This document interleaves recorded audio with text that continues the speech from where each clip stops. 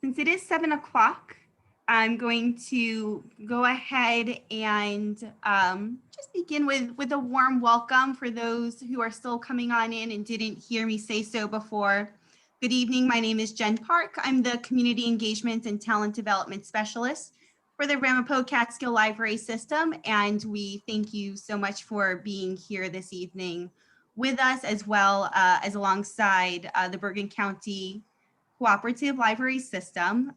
We are thrilled to have this opportunity to co-sponsor this evening's program, as well as the program 2 weeks from now, which again, Jamie LaRue will be presenting.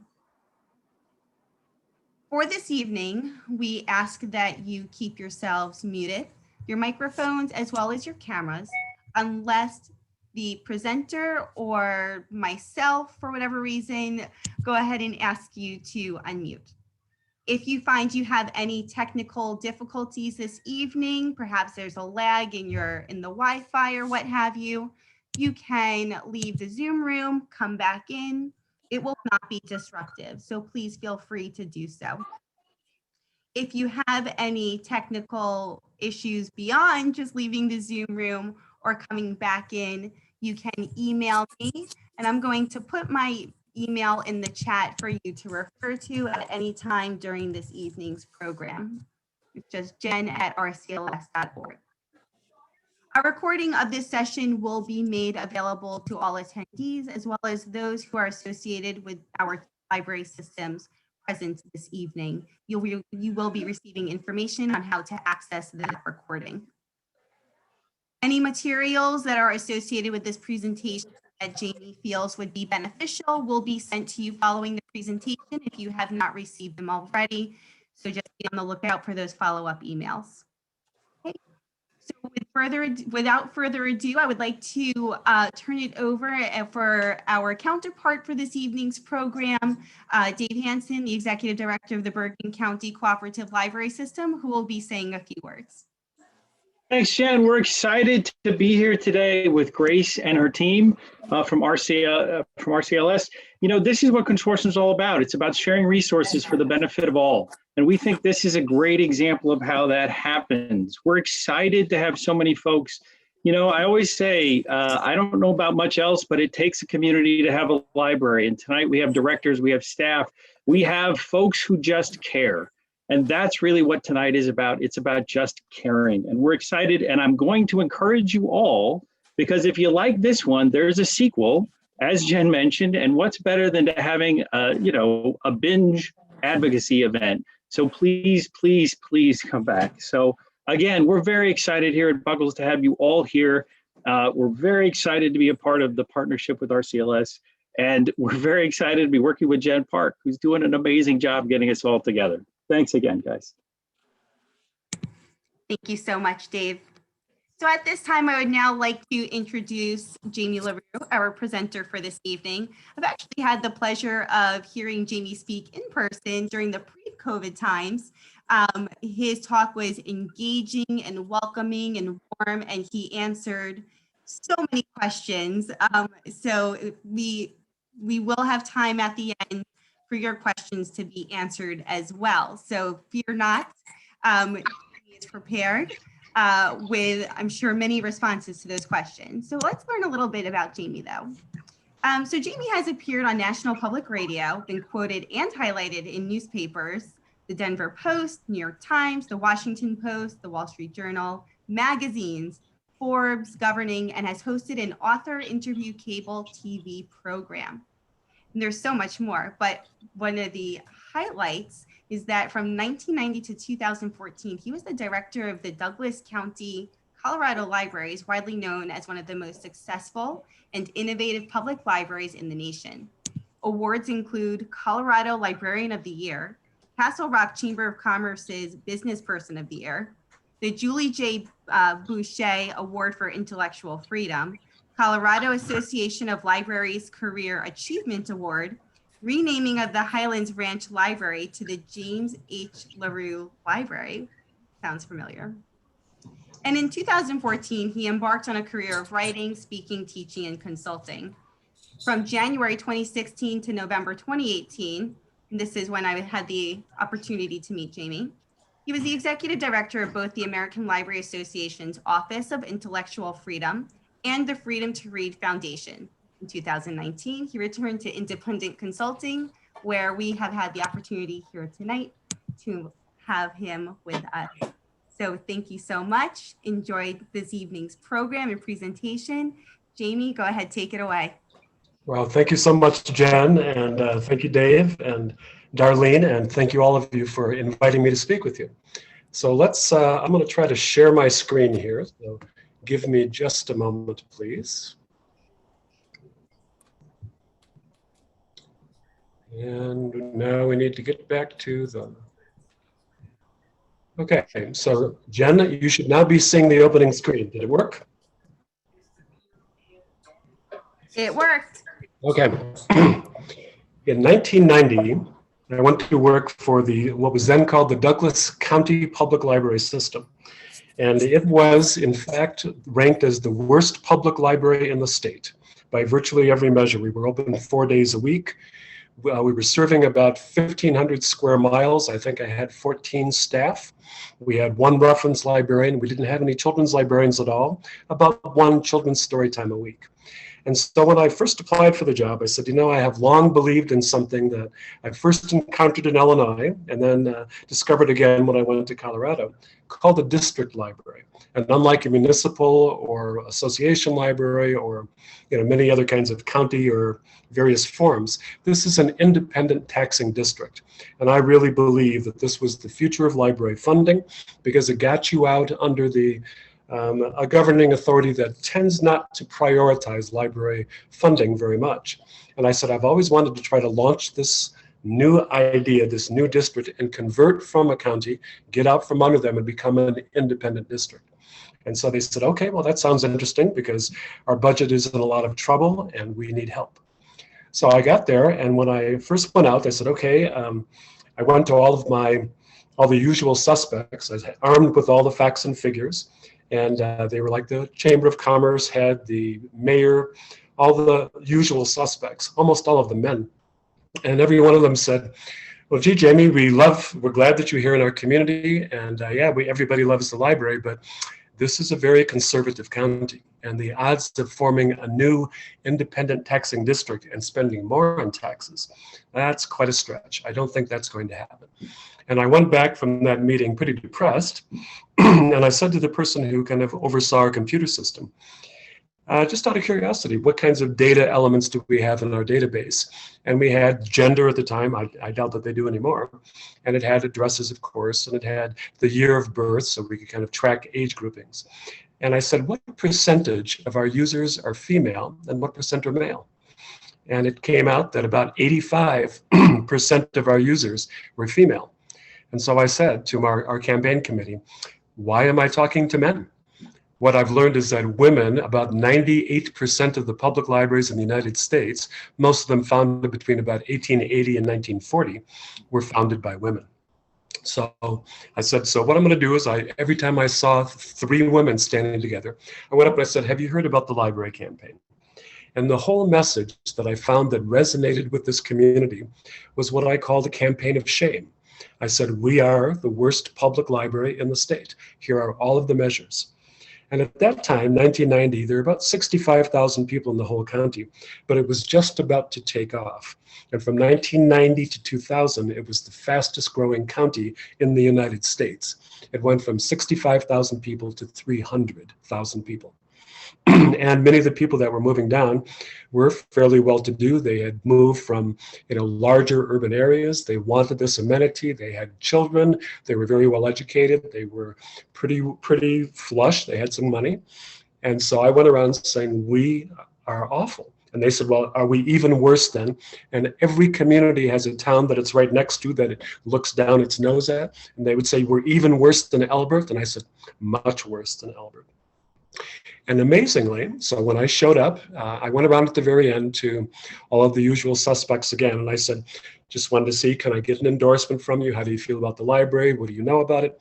And they all said, yeah, Jamie, don't worry about it. My wife told me how to vote. So I felt like, okay, good. We got the decision makers, the influencers in our community.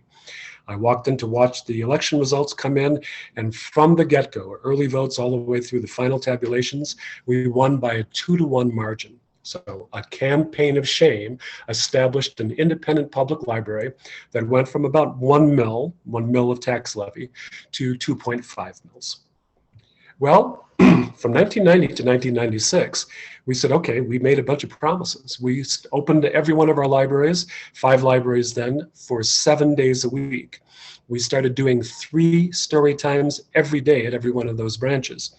And the way we divided the story times was 0 to 2, 2 to 4, and 4 to people going into kindergarten.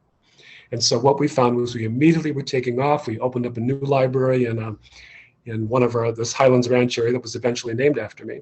And we rented some space, bought a whole bunch of paperbacks, and just began to promote the heck out of the library.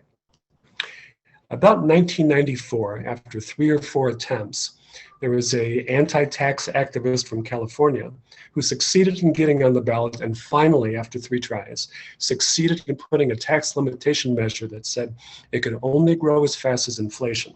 That is to say, your revenues from taxes.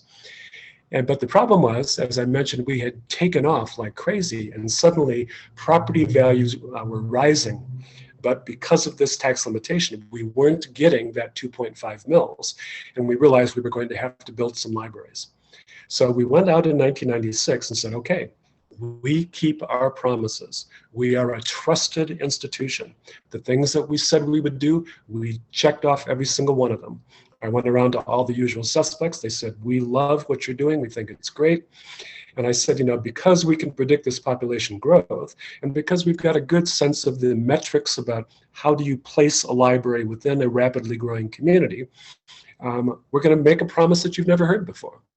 The school district in this rapidly growing area did kind of a 1-2 punch. They came back about every 2 years. First, they would say, we need an increase in the mill levy.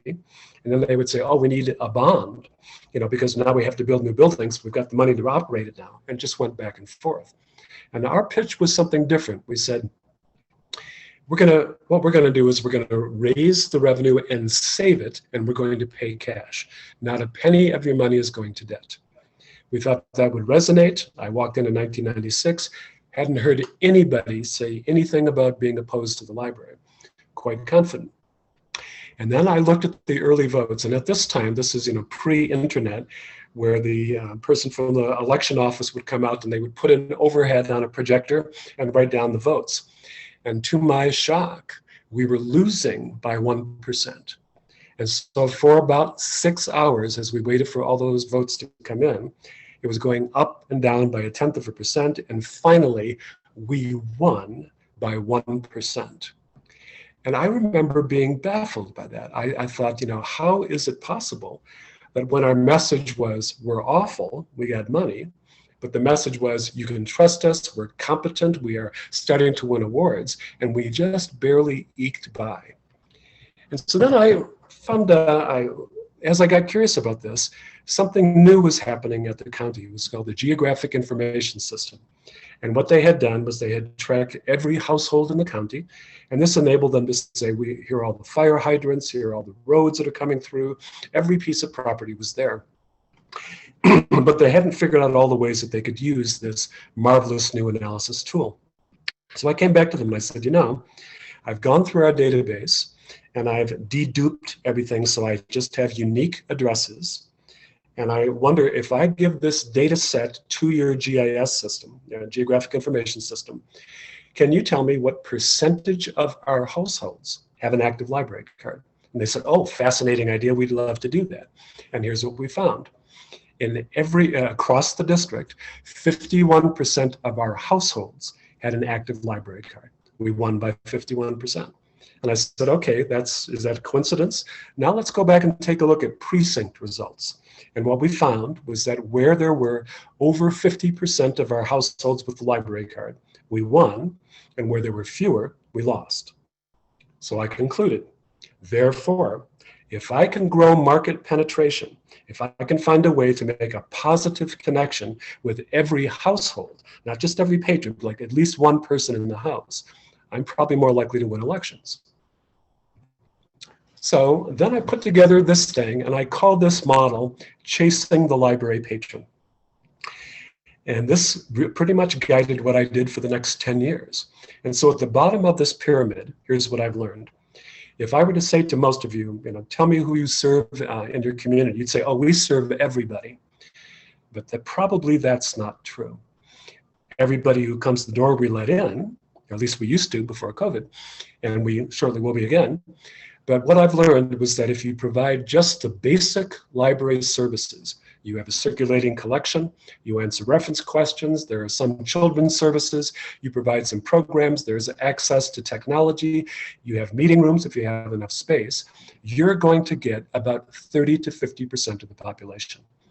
And that's because these are the people who already use libraries. They went to libraries as children, they remember it fondly, and at some point they will find you. If you open the doors, you will get about half of your population. And this speaks to the fact that most of the time, and I was talking about this earlier with Dave Hansen, is that when libraries take their case directly to the public, it's about 50-50 out of the gate, because 50% of the users have a connection, 50% do not. So I said, how do I move it beyond 50%?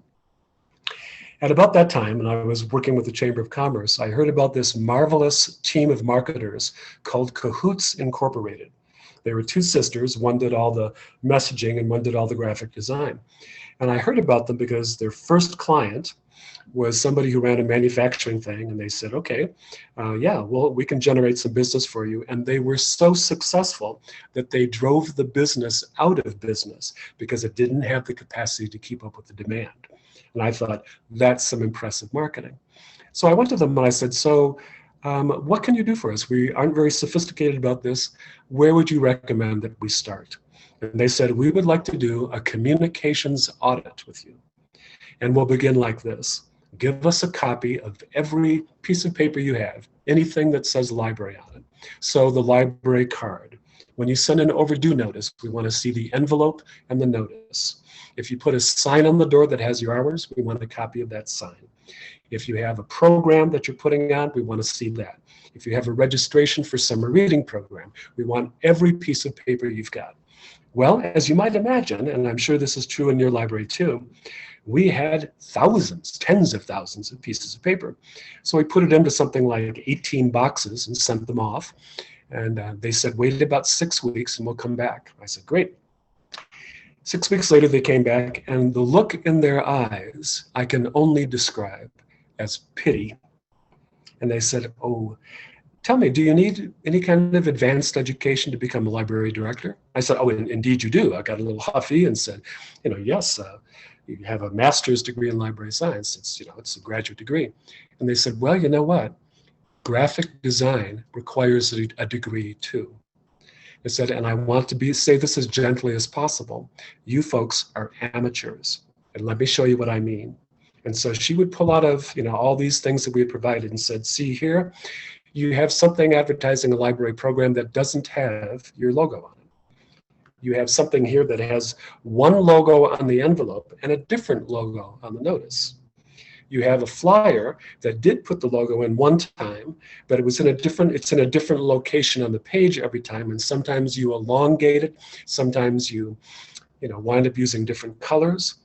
And a word about fonts. Just because you have 1,000 fonts on your computer doesn't mean you have to use them in every piece of advertising. From now on, you just get 3. One of them is a header, and that's the avant-garde bold sans serif font that you see here as the header of each of these sections. And the other one is Palatino, which is text, and that's serif font. Just those 2. On occasion, if you have something at the very top of the page, you can do a different display font, but everything has to have the following elements. Well, I said, okay, I think our whole staff needs to hear this.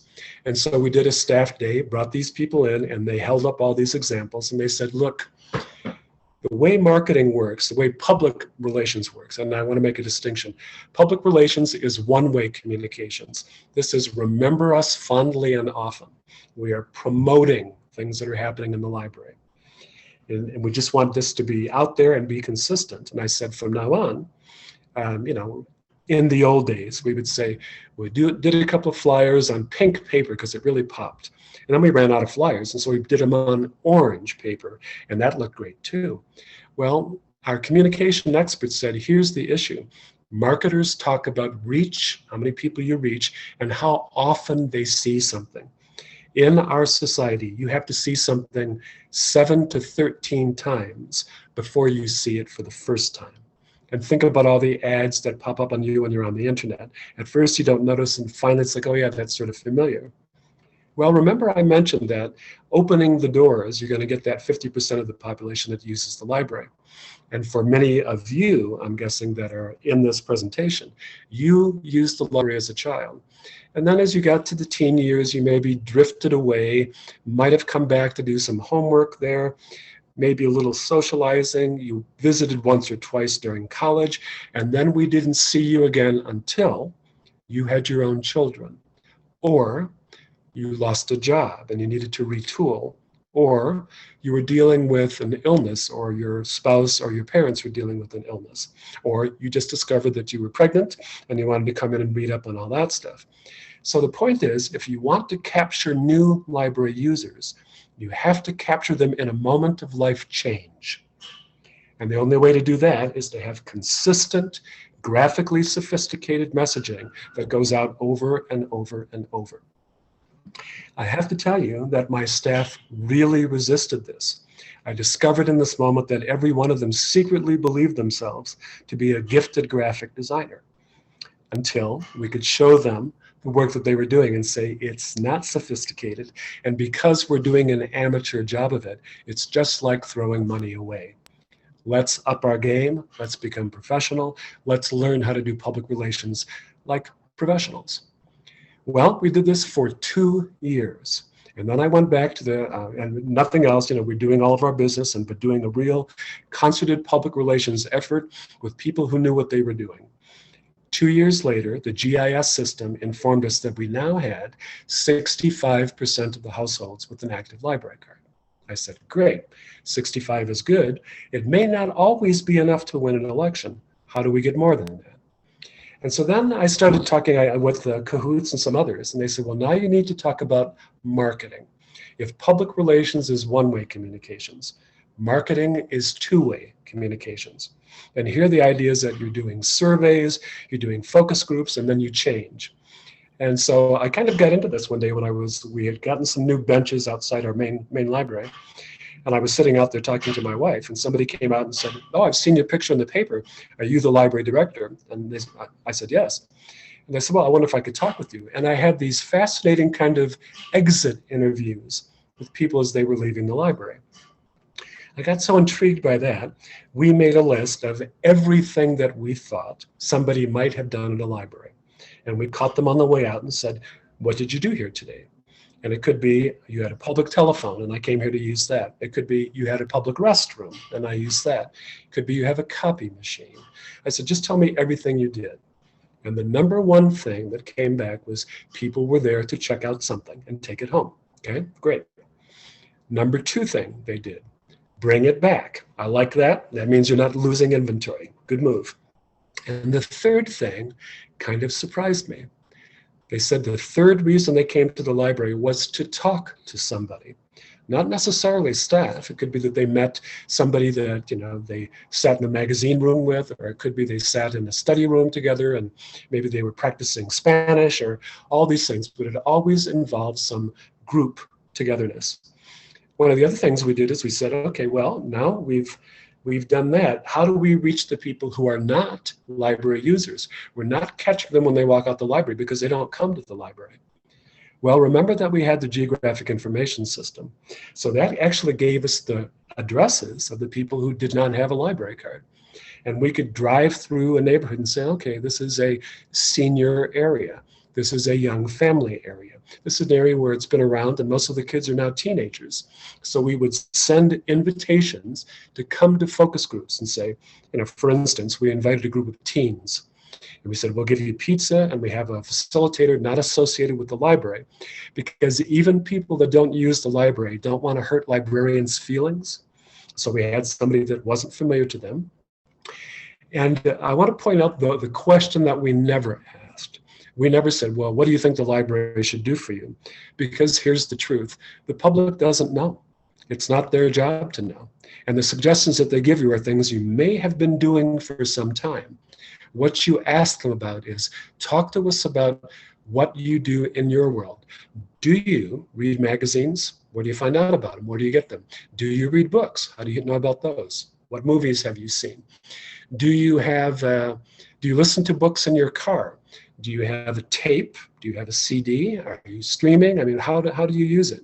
And then once you get all that information, you come back and say, well, nobody has tape players in their cars anymore. Everybody had at that point moved to CDs. It's time for us to start phasing out the tapes and moving into the CDs. Or in the case of the teens, there was one very articulate young man, and he said, oh, I hate libraries. And our facilitator said, well, what don't you like about them? And this young man said, I don't like the smell of books. And is that depressing or what? And then the more I thought about it, the more I thought, maybe if you can smell the books, we need to do a better job of weeding. Maybe there's a little mold here, some older books. But our facilitator was very bright, and he said to this young man, what do you like the smell of? And this young man said, to my generation, coffee is the smell of community. So then we came back and said, well, what can we do? We reached out to a local coffee shop, said, we'll give you rent-free space in our foyer, and you can sell coffee. And so sure enough, 2 weeks later, I walk in and there's this kid holding up a glass or a cup of coffee. He's like, dude, I'm here. And so that kind of idea about doing surveys, doing focus groups, really asking questions and trying to listen to what's going on in your community's life, and then making decisions as library staff and board and friends. How do you change? How do you figure out a way to change your services to be a better dance partner with your community? And we did this for 2 years. Then went back to the GIS system and said, how are we doing? And we were at 84% of our households now had an active library card. Well, then I got curious, okay, so that leaves us just 16% more to go. Can we do that? And one of our experiments entailed something that I call community reference. And one day I had a new reference librarian. She was 26 years old, Colby Galston, came into my office and she said, I was just looking at some of these statistics where we had done a study, matching a study that had been done in the Pacific Northwest, that said 85% of the time, the reference questions that somebody asks at a reference desk, you don't need an MLS to answer them. If you know your collection and you know your way around your services, usually you can do a pretty good job. So they said, so do we still need reference librarians? And my comment was, I'm a library director, which means primarily I am in meetings all day. In fact, I have a tattoo, born to meet. And I said, and what I've noticed as I travel around the county now is that I'm hearing the same kinds of problems. And one of them is happening in one of our communities called Parker. And it's this idea about how do you build a vibrant and thriving downtown? And about 80 business owners in Parker had gotten together because the town was about to rip up Main Street and put in a new sewer line. And these 80 business owners said, do we have to put it back the same way? Or is this an opportunity for us to figure out how to redesign our downtown and be more successful?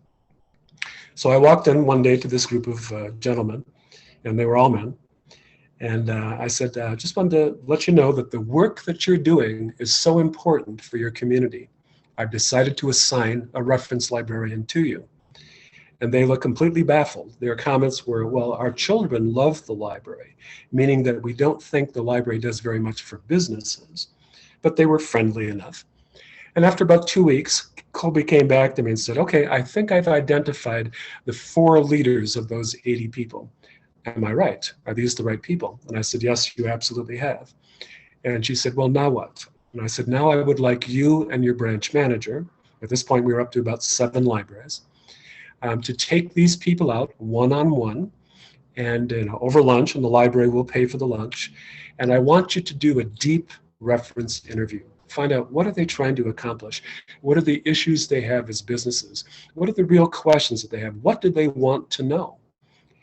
And the interesting thing was, when they went off to do this, they came back so excited because reference librarians live for the thrill of the chase. And the questions that they've been getting over the past 5-6 years with the rise of the internet were really changing. All the easy questions were gone. People didn't ask you what the capital of North Dakota is anymore. They just went to their smartphone and looked it up. But you still needed 15% of the time somebody who was willing to dig. Well, the questions that came back as I got them to debrief were fascinating. They said, these are meaty questions, meaty. And 2 examples. One is they said, so we're looking at parking. Which is better to promote pedestrian access, angle parking or parallel parking? This is not a Googleable question. It took some digging. Next one was, people talk very much out here in Colorado about Western architecture. Is there such a thing? What is Western architecture? So when we came back and talked about this as a staff, my reference librarians got genuinely excited and off they went to do the research. And because they were good reference librarians, they came back with bushel baskets full of citations and reports and books and articles and videos. And then I said, well, here's my question.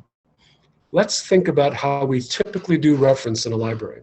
Somebody comes up and asks a question, and it's something like, do you have anything on the Civil War? You can't just say yes and mark that as a successful reference question. Nobody ever comes in asking for what they really want. You have to do an interview. You have to dig a little bit and get them to articulate the problem. And so eventually they say, well, I want to know the name of Robert E. Lee's horse. Once we know the question, we can find the answer. But typically, in a public library, someone comes in and asks that question, and once you've got the question, you push some books, some resources at the patron, and you say, let us know if you need help. I said, is there anyone here who thinks these business people will be satisfied with all these tons of citations and reports? And they shook their heads. And finally, one of my librarians said, well, what they need is an executive summary. I used to be a medical librarian, and we used to do this research and then summarize it for the doctors. So what we wound up doing with the 4 core questions we had, boiled it down to 2 pages per question, very clearly laid out with all the citations there, and then came back to look at it again. And I said, okay, do we believe if we just hand these reports to them that they'll consider that we've done our job? And by this point, Colby, who had been attending many of their meetings and taking their minutes and building relationships with them, said, no, I know these business guys, they're going to need a PowerPoint. They won't believe you unless it's a PowerPoint. So this is when I found out that 90% of my reference staff was more afraid of public speaking than they were of death. Not Colby, however.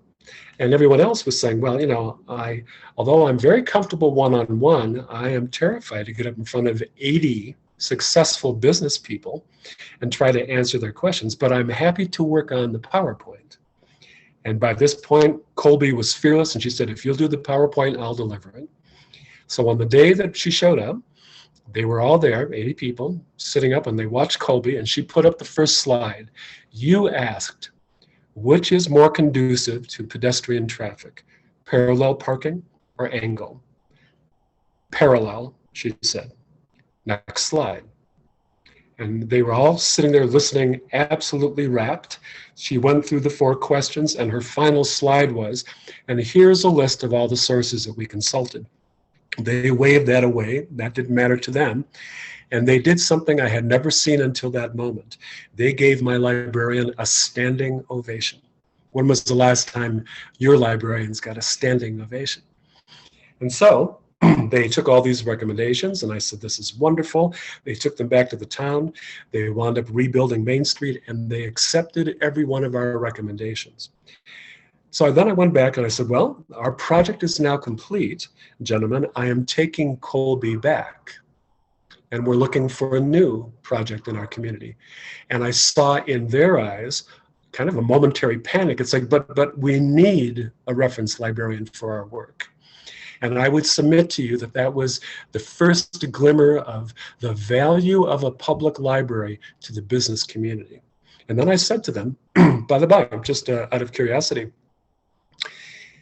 what do you think the dollar value of this, what was the value of what we did for you? And I thought they would say, we asked questions and you answered them.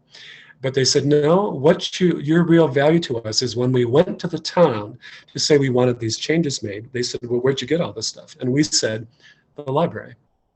Well, it turns out there have been a number of studies now. Pew did one. There was one that was done in Maine recently where they said, which professions do you trust? And the top three are firefighters, maybe because of the calendars, nurses, and librarians. We have great credibility. And then I said to these business people, if I were to send you a bill, what was the value of the dollar value of these services? And the first thing that happened, of course, is no one would meet my eyes. They didn't want to talk about money, and they were uncomfortable about that, which I found surprising in business people. But finally, one of them met me in the eye and said, you know, I just did some bids for competitive business intelligence, and this is at least $15,000 worth of work. And I said, prepaid through your local public library. And again, I feel this is such a powerful thing, and it reached, you know, what that meant to us is that there are questions that are in our community that it doesn't occur to anyone to take it to the library. And so to find them, I believe if we want to grow, if we want to track down every last patron we can find, we have to leave the building. We have to do some sort of systematic survey of our community to find out what are the issues that they're trying to work, and then step in and demonstrate our value. Why is demonstrating value important? When we went back for our next election, I walked into this group of 80 people. I had already announced that we were doing an election, and the chairman said, Jamie, glad to see you here. We've been talking to each other, and we want to donate $80,000 to your campaign. I said that would be acceptable. So my point here is that we were just kind of beginning that and getting into all this stuff, and I'm not sure at the top there, is it possible to reach every household in your community? And I don't know. Maybe it's 5%, maybe it's more than that. Again, we had gotten through marketing up to 84%. We were starting to edge up towards 90. I'm not sure. But it's clear that this pyramid is a way to track down every last patron you've got, you know where they live, and try to deliver services to them so that they know that you're there. This feels like a good point, Jen, to stop and say, does anybody have any questions about these tiers? And if you do, I'll give you a second to type them in, and Jen, a chance to take a look at that and see if anybody has anything. All right, we're just waiting for some questions to come through.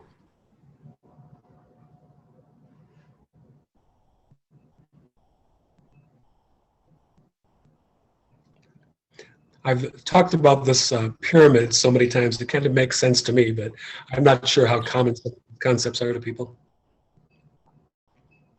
Okay, I'm not hearing anything, so I'm going to move on, Jen, if that's okay. Sounds good. Nothing has come through yet. So now the year is 2006. 84% of our households have an active library card. We have, our circulation at this point is so high, we're at 27 checkouts per person in our community. We were reaching almost 8 million circulation in a community of 300,000. We had no debt. Every one of our buildings had been paid for in cash. We had demonstrated we could match our need for space. We knew how to manage that. And at that time, there was something called the Hennon Annual Public Library Rankings. And they came out in 2006 and ranked the Douglas County libraries as the #1 in the nation for our population side. So if our first message was a campaign of shame, our second one was you can trust us. Now we were saying we've gone from the worst in the state to the best in the nation. Invest in the best. I walked in on election night confident that we had the thing, and we lost by 1%. So remember my theory, growing the percentage of households with a library card would generate support. It did not. I was wrong.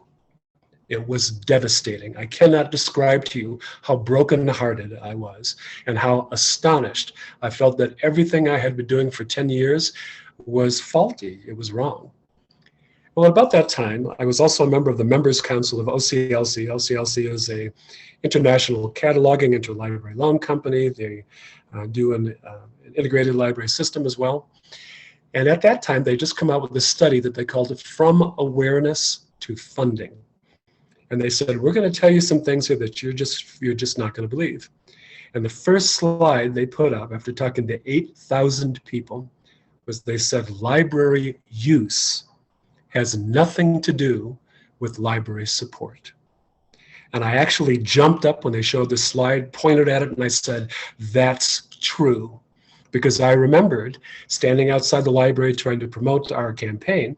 And here comes the mother that was in twice a week, checking out 15 to 20 books each time for her young children.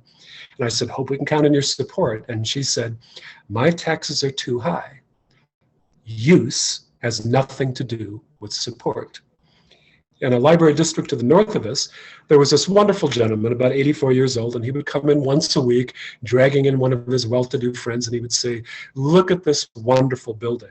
I chose this community because a community that invests in libraries is a great community. Well, the library director heard that and said, Joe, you're doing a great job with these speeches. Just work on the fact that we have DVDs. He said, you have DVDs? I should get a library card. Use has nothing to do with support. So what does convince people? And it turned out that there were really two things. One of them was, if you had a perception of the librarian as a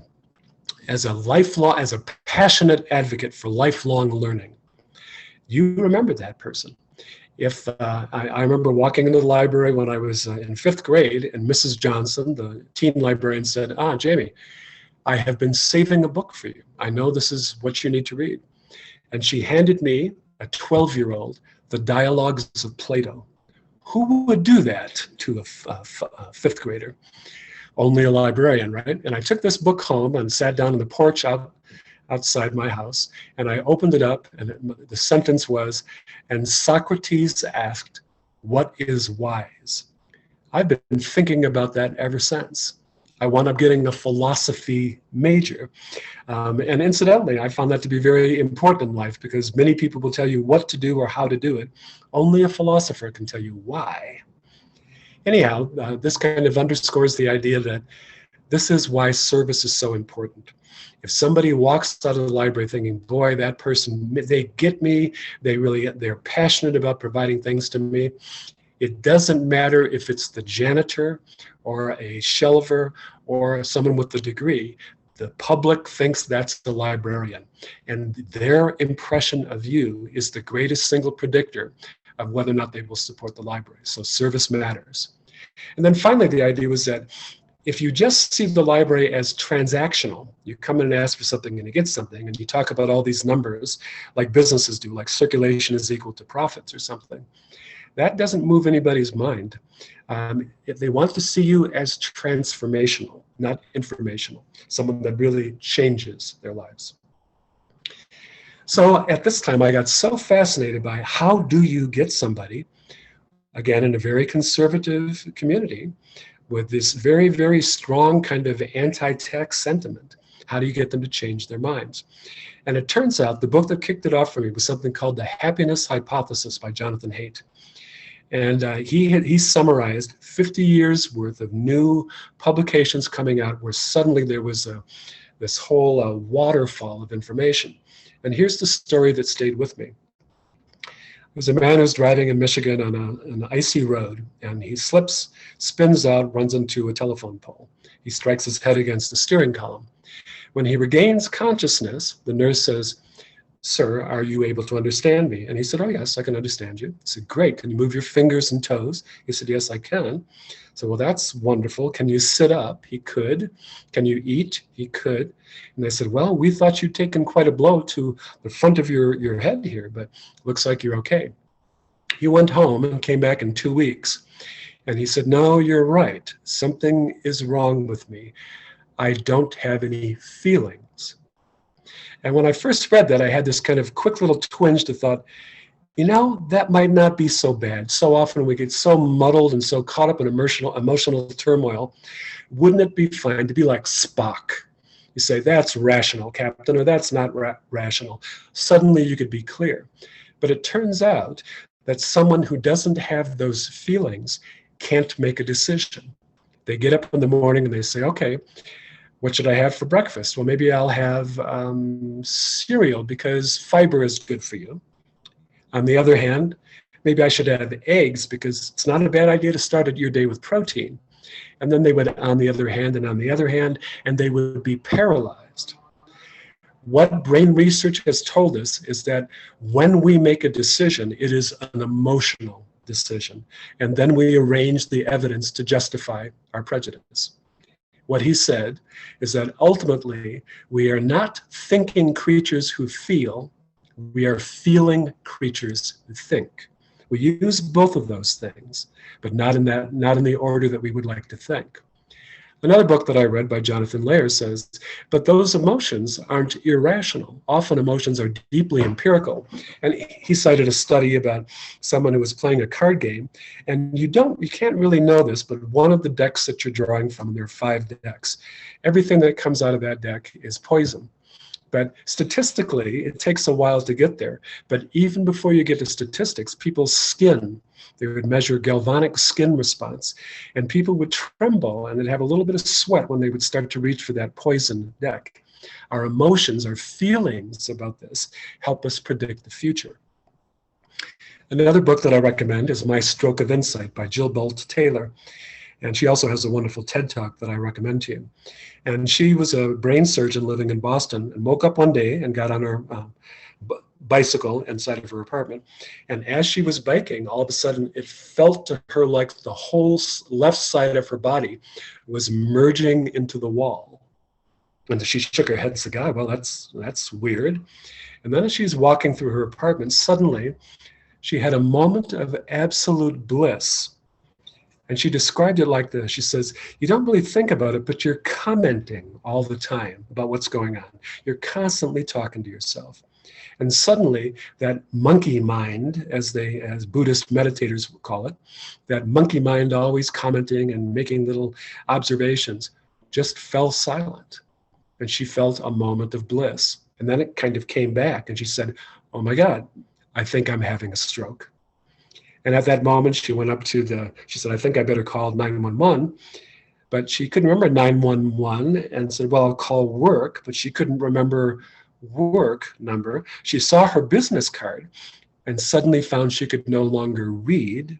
And so like an illiterate person, she tried to match the numbers on the card with the numbers on the phone. She succeeded in getting through, only to find that she was no longer able to speak.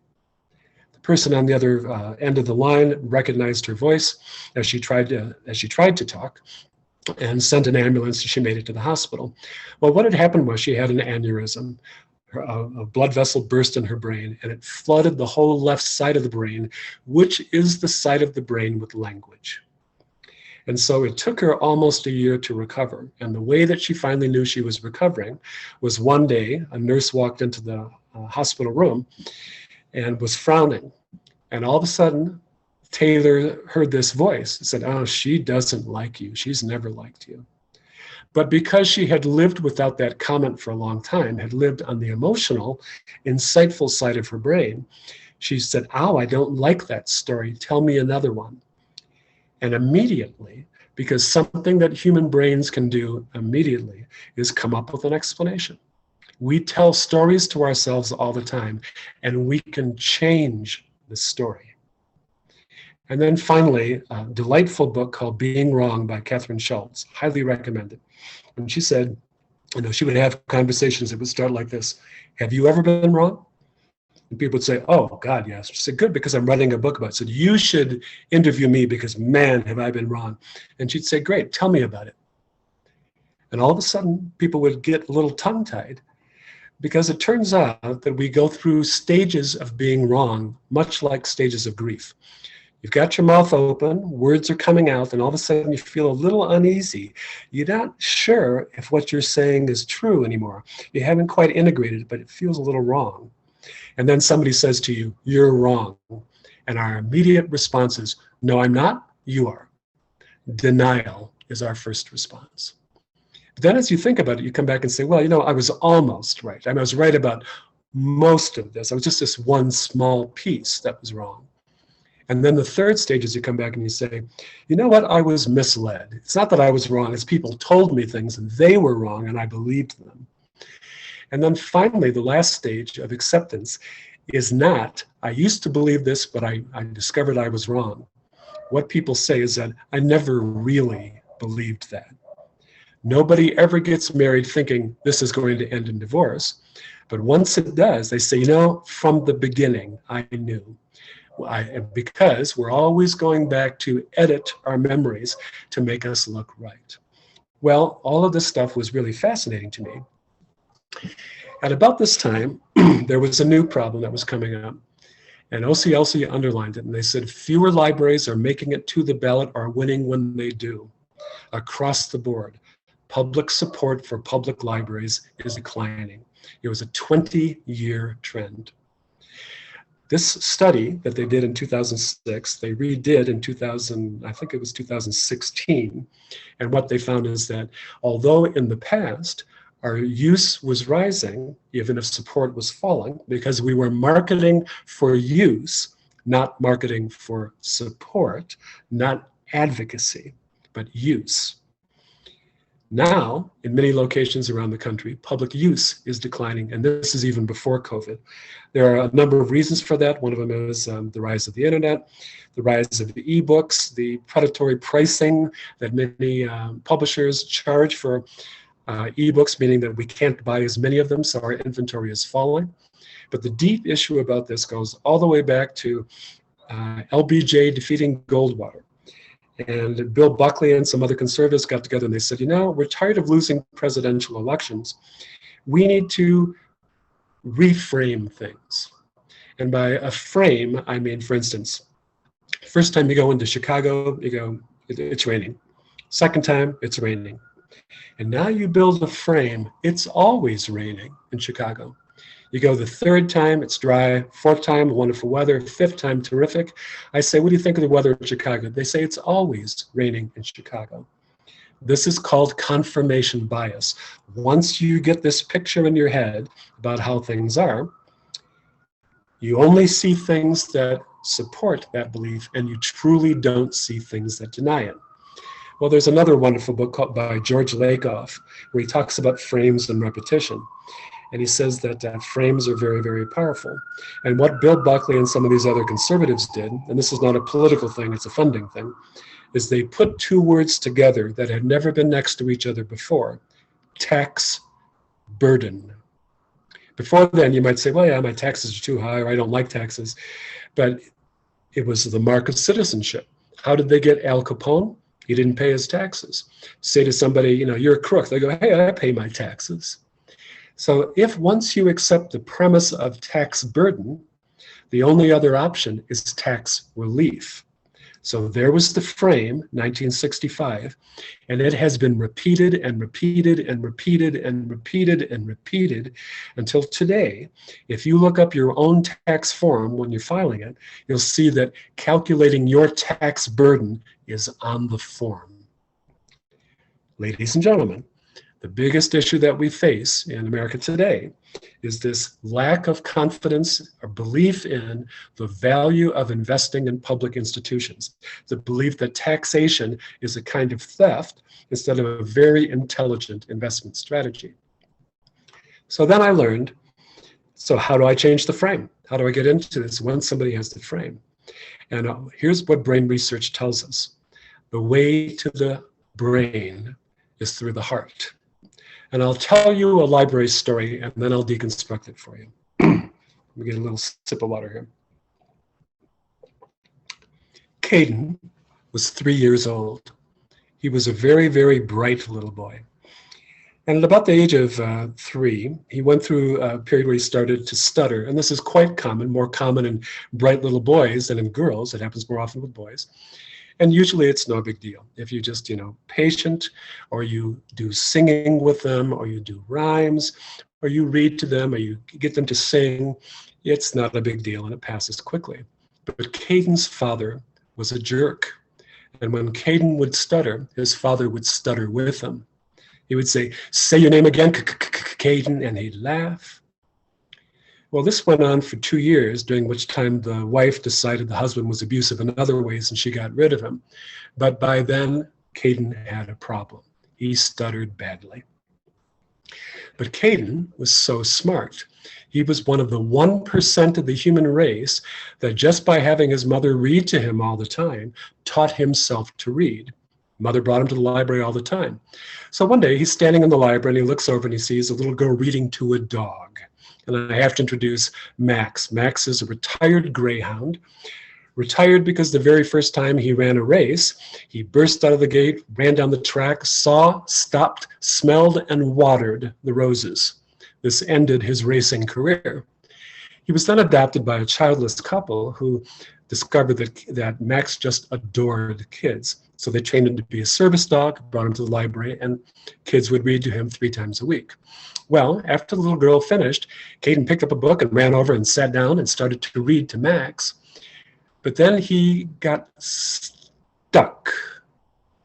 And after trying to read, he set the book down, half in embarrassment, half in anger, and just looked at the dog. And Max, radiating love and patience, put out a paw and rested it on Caden's forearm. Caden took a deep breath and started to read again.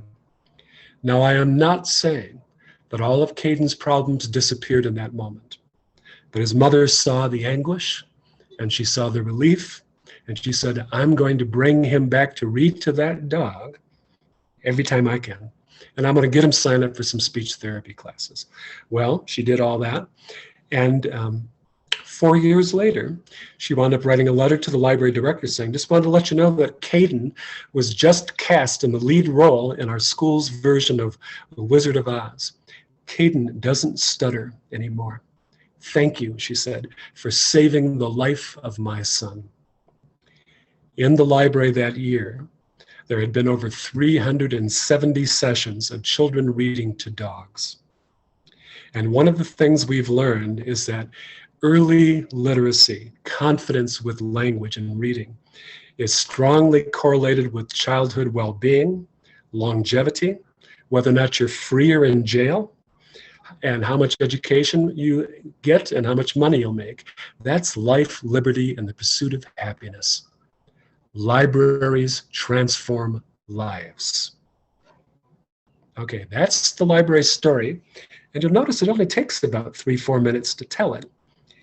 And I'm going to break all this apart to say, here's what we're doing with all of this stuff. This is the template to how to tell a library story. First, you have to begin with the real person. You're not talking about the library. You're talking about Caden. You're not saying preschool children come in all the time. You're saying Caden was 3 years old. That specific definition is essential. Second is the hook. There has to be a problem.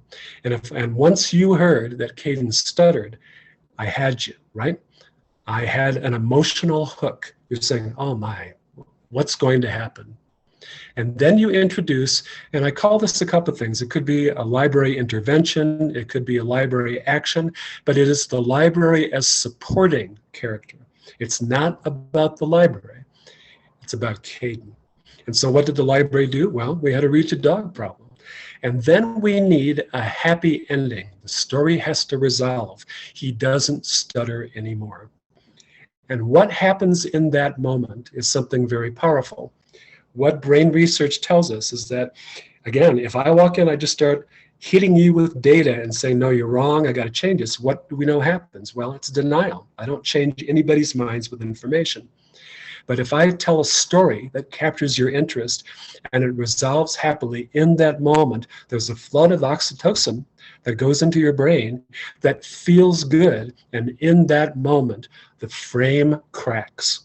The door opens. You are now ready to hear something you didn't believe before.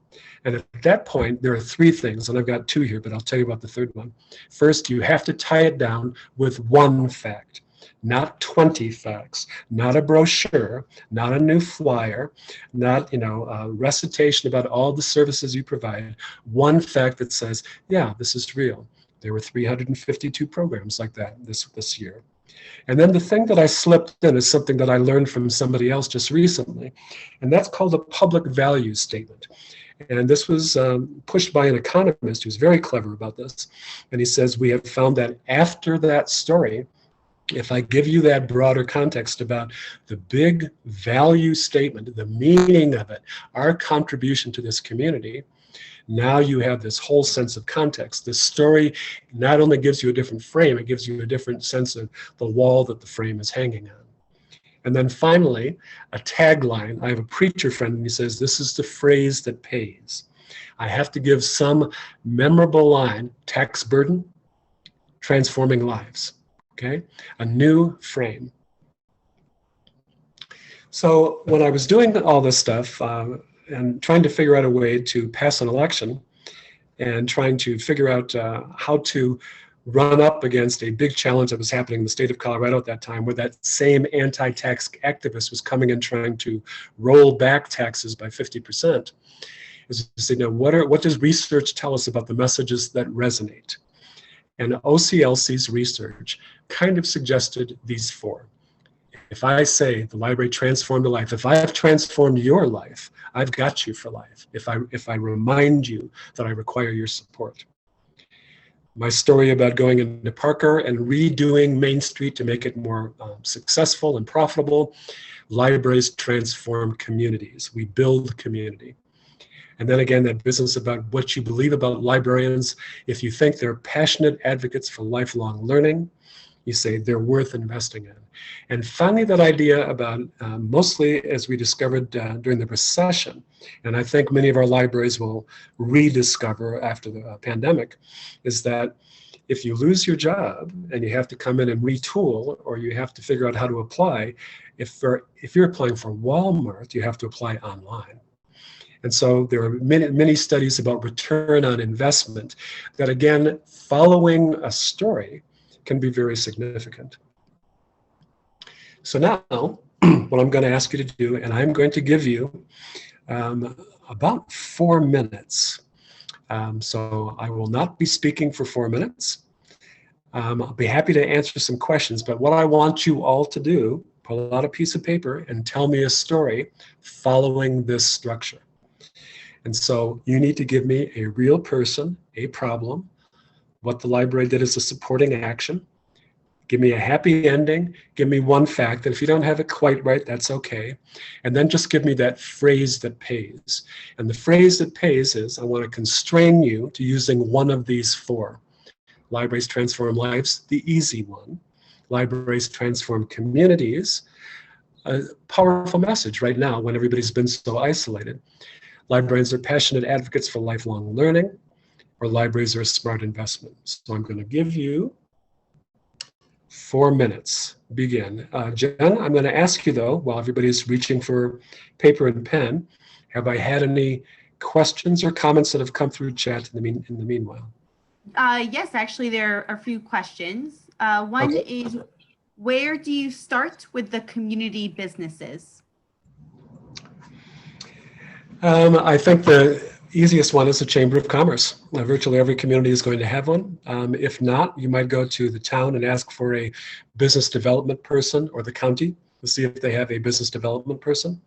But chambers are wonderful ways to do it.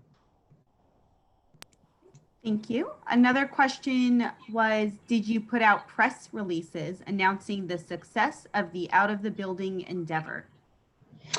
We did, and one of the interesting things we did as this process was we took that whole project and documented all of it as like an ongoing blog online. So we would say, here are the members, these are the 80 people. These are the questions that they faced. Here are our executive summaries. Here's a copy of our PowerPoint. Here is the beginning of the town council's action about how to redesign downtown. Here's a follow-up report a year later about, what the business people were saying about how well it had worked. So yes, very important. In fact, I guess I kind of buried the lead on this one, but when I give the credit for this to Colby, who became our first library rock star in our community. But what I think that's very important is when you come back at the end of a program, libraries aren't very good about saying, and now the program is done, because that gets people's attention.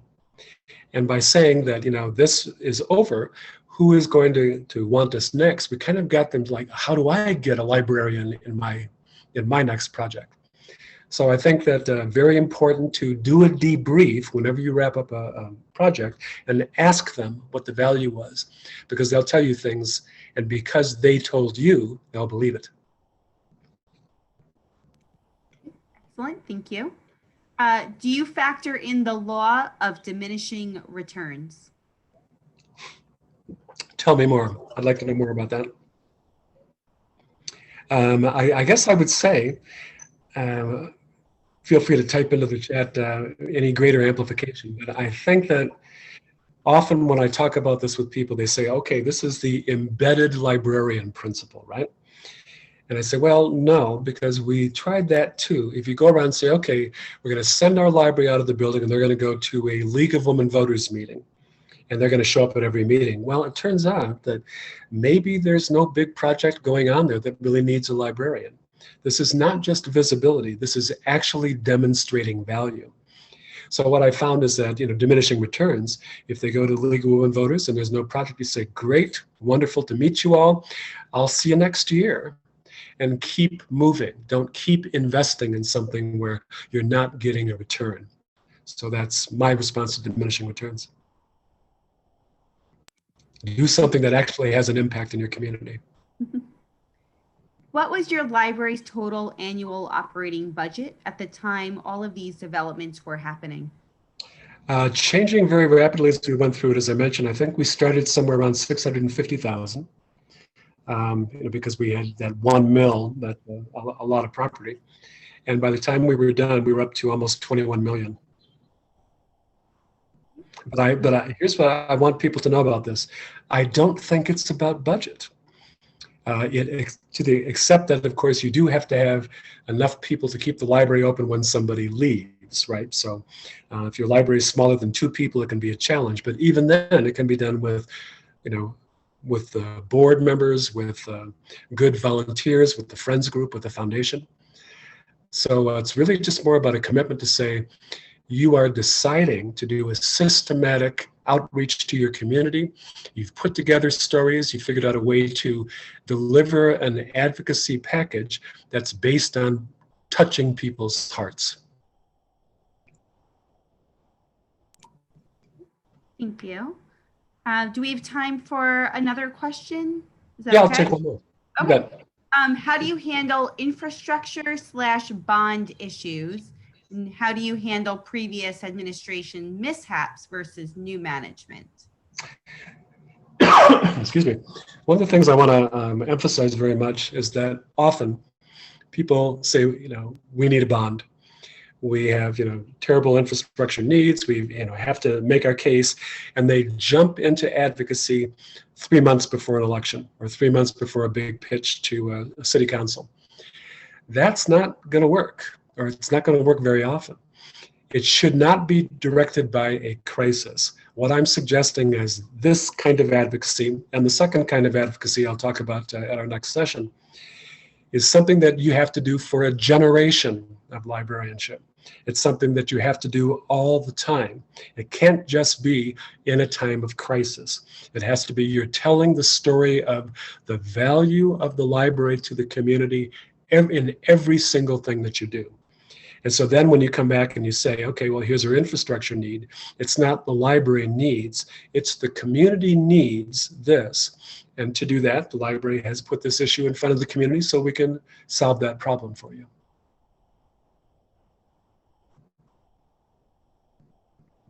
Okay, now I'm curious to hear what kind of stories have you come up with? And I might just, let's see, can I stop sharing so I can see the chat? Okay, who wants to type in their story for me? Or might be easier, Jen, if you can just unmute them. If they raise their hand, you might tell them how to raise their hand and they can just say it if they prefer. Either way.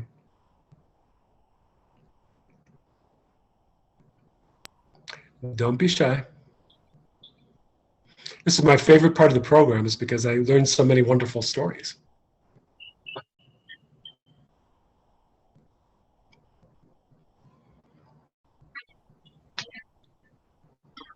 I do not see any hands raised. Oh, here we have one.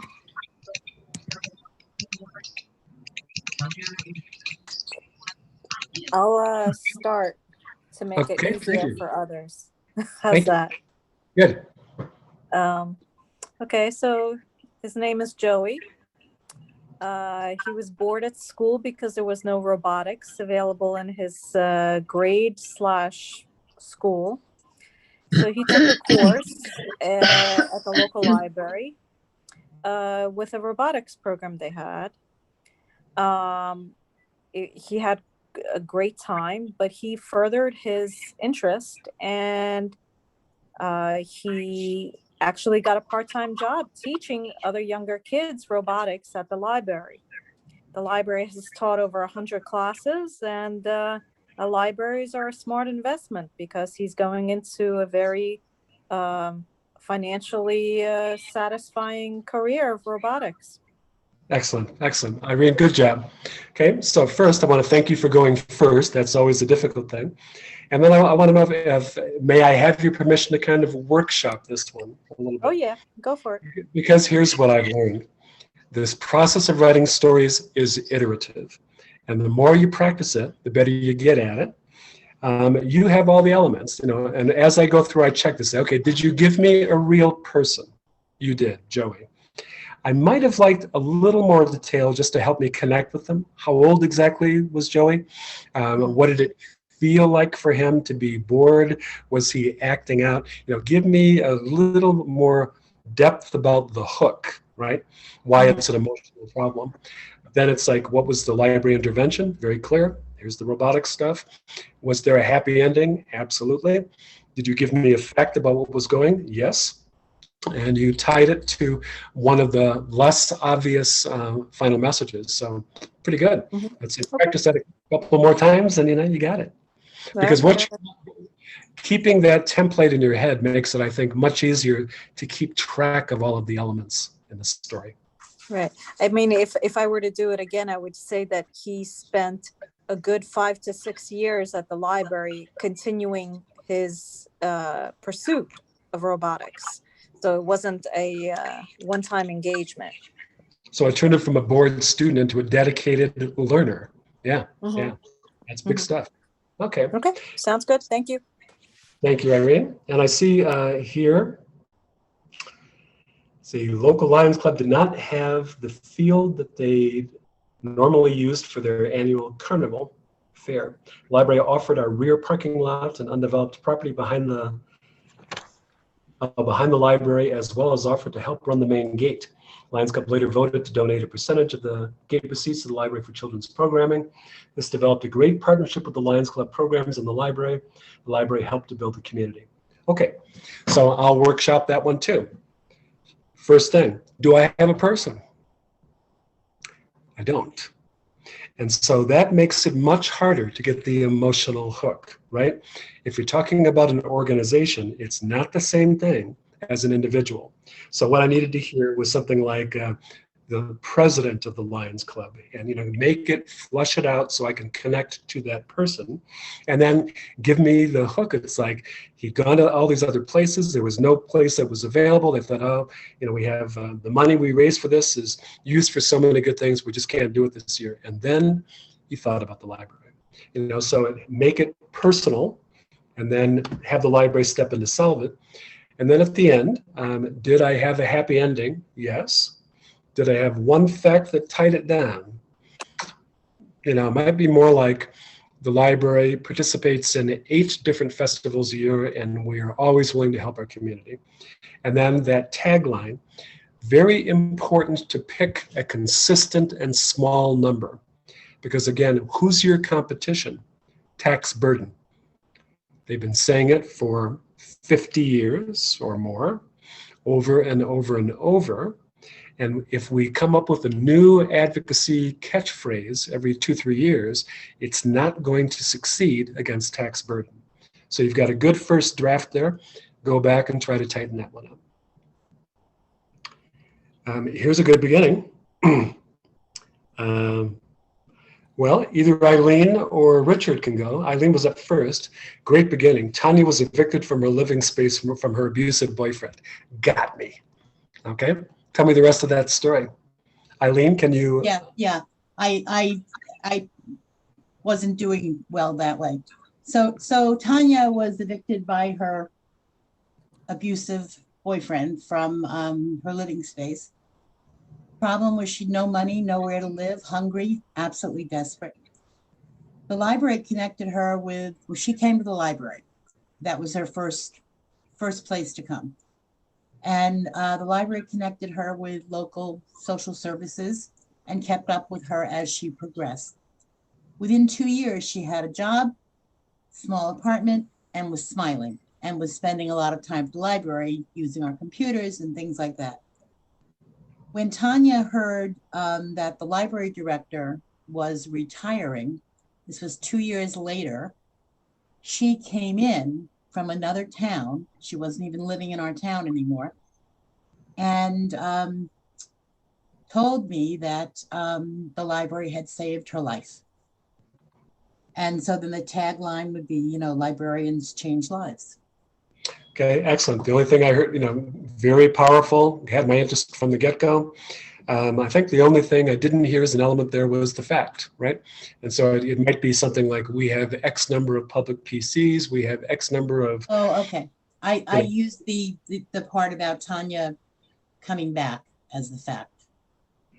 Yeah, and so the fact is something that then you're going from the individual story to the larger content, okay? But, and again, I want to remind everybody here is that every one of these talks that you give, you might go through 25, 30 rewrites of it till you get the right details, and you'll know because you'll be able to see that somebody's really connecting to it, and you'll be able to see the shift in it. So don't never apologize for a first draft that doesn't do everything you want. You're off to a very solid beginning here. Okay, I think Richard was up next. Can we get him to unmute? And that's Richard Morbeth, is that right? I think I have to get glasses to read now. Richard, are you ready to speak to us here? Okay, I just saw you unmute. Okay, what you got?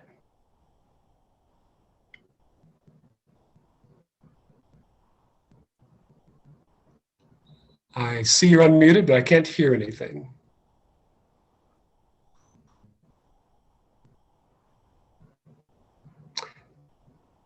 Okay, don't know what the sound issue is there, but I'm gonna move on to Dorothy Kelly, whose opening, whose opening line is Jordana is a mother of 6. Okay, so this is not a very unusual story. I can tell you right now, right, especially in these times, and it's not a tearjerker, that's for sure, but it will probably resonate. Okay, Jordana is a mother of 6. The entire state is in lockdown, and her children are climbing the walls, getting into everything, and feeling very isolated. The library puts out news on social media and through the town emails that they are now allowing residents to register for library cards to access a wealth of new electronic resources. Jordana registered for a library card and has the access to library resources. The access to the library resources helped make the quarantine period tolerable for her and the entire family. They discovered ebooks, they streamed programs, they took courses, and they interacted with librarians through email. The library responded to the changing needs of the community during a time of great need. Our library is here for you and the community. Okay, pretty good. So let me go back and give you a couple of tips on that one. Love the beginning of it. I think that right now it's going to have a lot of resonance for people, right? That's absolutely going to capture it. One of the things that happens about these stories, remember to keep them portable, by which I mean, when you tell the story, you want somebody else to be able to tell the story too.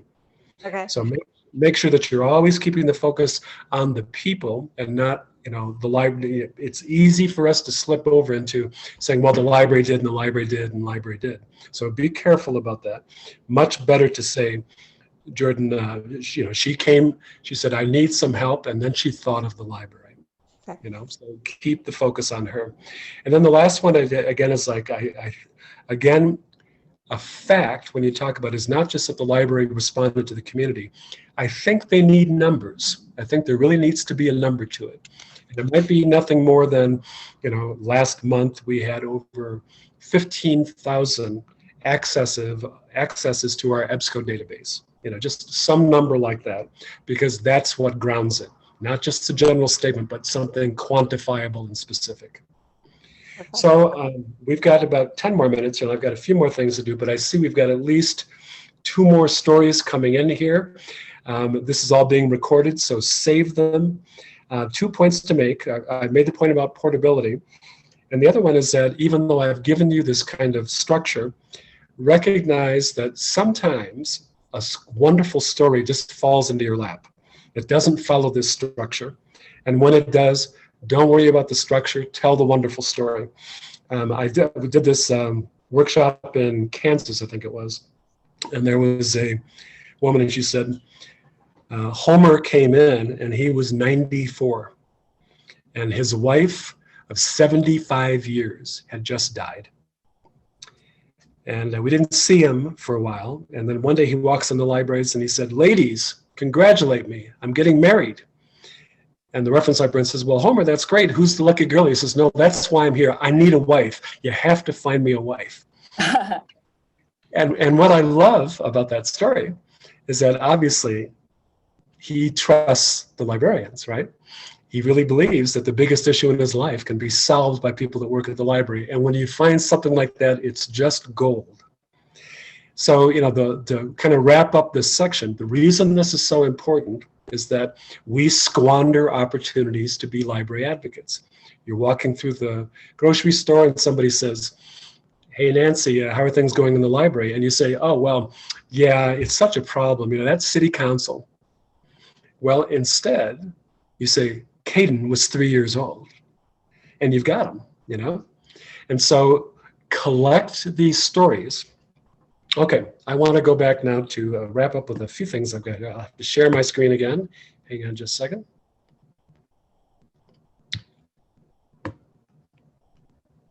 And present. Okay, so here's the parting thoughts about this piece of library advocacy, which is telling a library story to change somebody's frame. You don't have to invent new messages. We have the research. Stick to no more than 4, and the 4 I recommended are research-based. Second, advocacy is not the work of a season. It's not something you start to do when you have a crisis and 3 months to finish it. It's a work for a whole generation. We're up against 65 years of marketing. It'll take 65 years to turn it around. And then a reminder that ultimately, our business is not information. Our business is not things that people want just for facts. It's stories. We can be good storytellers. I've been doing this talk now since, for a number of years. And recently, a retired economist from, I think he was in Minnesota, moved to Maine and teamed up with another retired teacher there. And they took this idea about library storytelling and they took it way beyond what I've presented for you here today. There are 2 free booklets that you can download, absolutely free, on the main website. Those are the links, and they will tell you all of the steps. Where do I begin? How do I start to collect these stories? How do I anonymize them? How do I, test them? How do we get somebody to begin to tell these stories so that we know how they work? Do in fact they work? Is there any research? And so what their big contribution was, not only did they go through and really beautifully articulate all of the stages and the steps and the reasons, they also introduced this idea about a public value statement. And again, I just gave you a bit of a sample about that after the fact, that how many people read to dogs. I did that thing about early literacy is connected to childhood well-being, longevity, whether or not you're incarcerated, and your potential for earning. That kind of thing is a statement of public value that, again, I've reached your heart, I've given you a story that you remember, and now you go, this is a public good, and it's worthwhile. So there were a couple of questions that Jen had forwarded to me, or I guess Jen and Darlene had forwarded to me. And they said, how do you gather stories from patrons? These are questions you had submitted ahead of time. Should you set up a time for formal interviews or just quote them? I'm just going to refer you to those main downloads. Go there, download it. They do a wonderful job about how to collect them. But I would also say that there is a moment, we collect everybody else's stories. And most libraries don't bother to collect their own. And an example of this, I remember one day a woman walked up to our children's department and she says, I'm so excited. My son hates school. He hates his homework. And he came in trying to do his homework last time, and you gave him this marvelous book on trains. And it's the first book I ever saw him devour. He wrote a book report on it. He got his very first A in school. And our children's librarian had just gotten a flip phone camera, and she flipped it up and she said, could you say that again? And she recorded it and said, may I have your permission to put this story on our website with the video? And the woman was delighted. We put it on our video and on our website. And now think about how she feels about the library. Not only did it change her child's life, but we recognized the value of that story. We used it so that she could tell her story. She will always vote for the library, and so will her son. So one way to get at this is, why not start every staff meeting with a story? Train your staff, train your trustees, train your friends. Be on the lookout for good stories that help people to see the value of the library. Then there are a couple of questions about tactics for connecting with the council. How do you start the conversation? How do you nurture the relationship? Short range and long range issues. And one of the things that I think, now that you have this idea about the story, and I'll talk a little bit more about this in the link that I have in the bottom of this screen, is that find champions. And by that I mean, maybe you have board members who are wonderful and gifted speakers, but it's a rare skill. Maybe your librarian is a gifted speaker, but very few of them are. So find a really good speaker. Go to a Rotary and say, man, I found somebody who he just loves to speak. And then go and say, I've written up a little talk, and that talk is the link that's at the bottom of the page that goes through not only several stories, but something that helps talk about the dollar value of a library. And I'll give you just a little bit of a taste of this. So it starts out by saying, how many people here have access to the internet at home? Hands go up. What do you spend for that?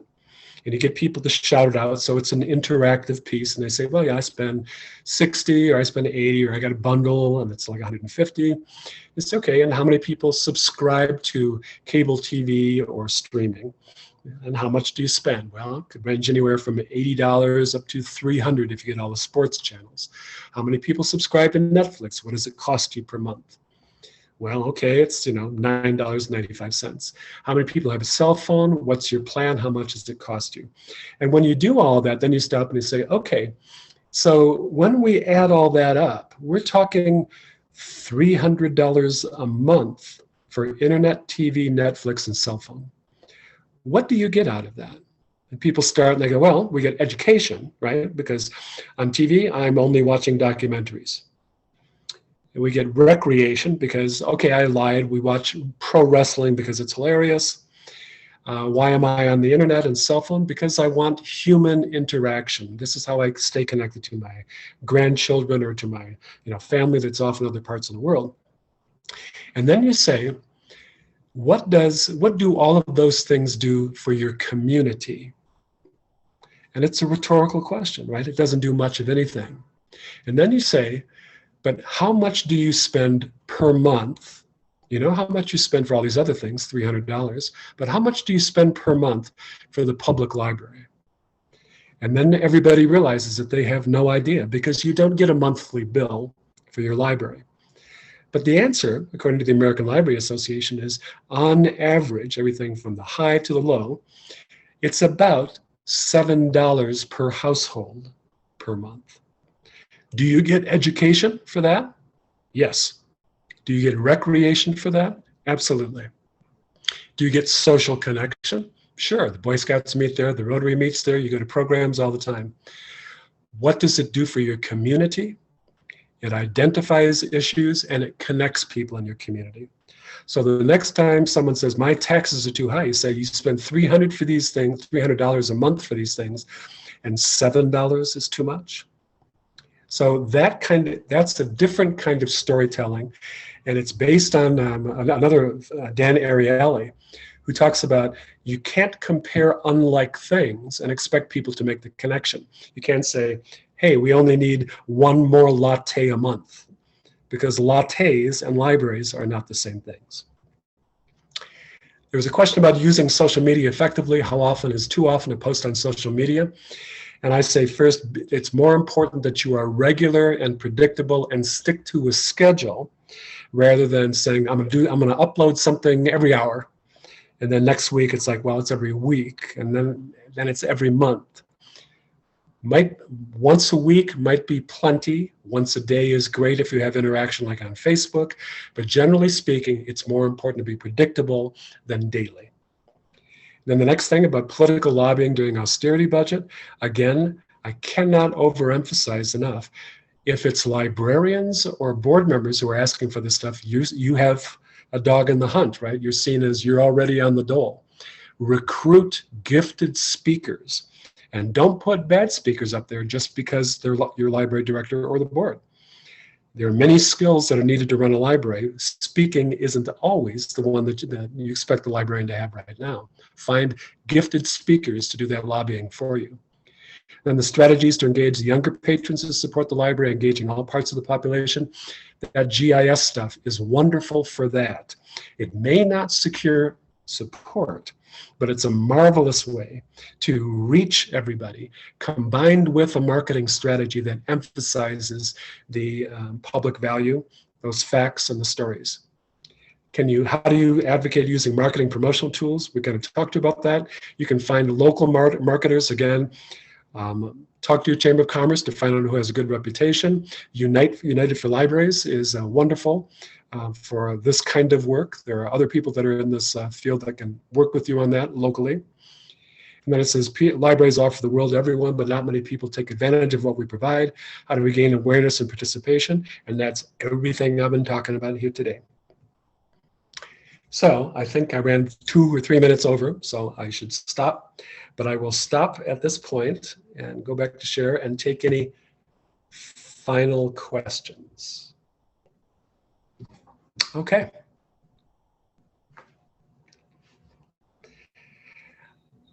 Jen, any last comments here or anything else? I think I'll step in, Jamie. This is Patty Durso, everyone. I am the co-chairman of the Buckles Trustee Development Committee. Since it doesn't look like we have any further questions, I think that, Jamie, you did a wonderful job addressing all those that had come in. Thank you so much. My pleasure. Take this opportunity to thank all of you as the RCLS and Buckles host tonight for attending. Your presence here is so meaningful to us. So thank you for coming. And we hope that you found tonight's session beneficial and worthwhile, but the only way we'll know for sure is if you send back your event evaluations. They're so important to us, folks. You will be getting an email. Please take only a moment and let us know what this program meant to you. We really value your feedback.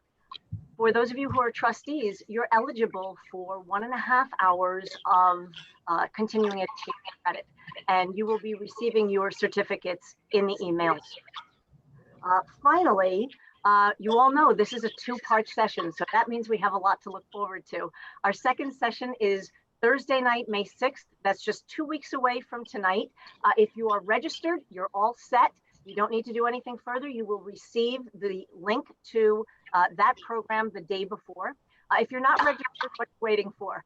Come on, register, and we'll get you all set up. You'll get the link, and you will also receive any of the materials that go with the program.